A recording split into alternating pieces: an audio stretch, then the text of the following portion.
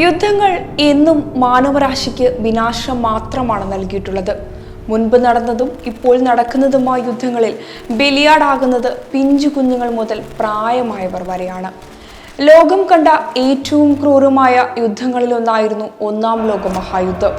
90 ലക്ഷത്തിലധികം പോരാളികളും 70 ലക്ഷത്തിലധികം സാധാരണക്കാരുമാണ് ആ യുദ്ധത്തിൽ മരണപ്പെട്ടത്.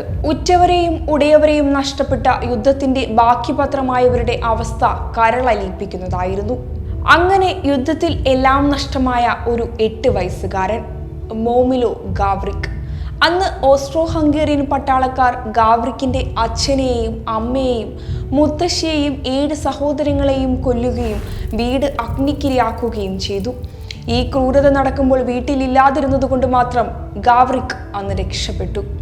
ഗാവ്രിക്കിന്റെ പിന്നീടുള്ള ജീവിതം സാക്ഷ്യം വഹിച്ചത് യുദ്ധത്തിനും പോരാട്ടങ്ങൾക്കുമായിരുന്നു.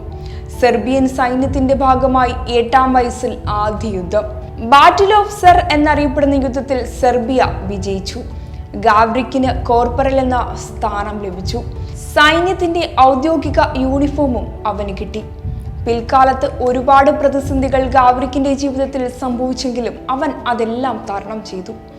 1993 ഗാവ്രിക് ഈ ലോകത്തോട് വിട പറഞ്ഞു.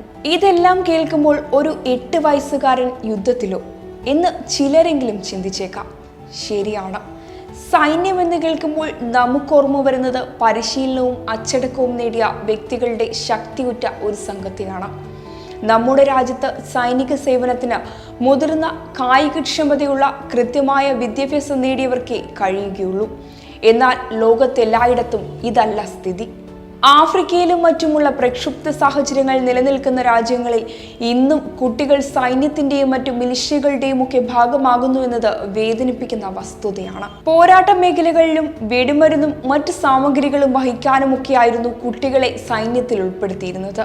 ഒന്നാം ലോകയുദ്ധകാലത്തെ ബ്രിട്ടീഷ് സൈന്യത്തിൽ പോലും 2.5 ലക്ഷത്തോളം പ്രായപൂർത്തിയാകാത്ത സൈനികരുണ്ടായിരുന്നുവെന്നാണ് കണക്കുകൾ.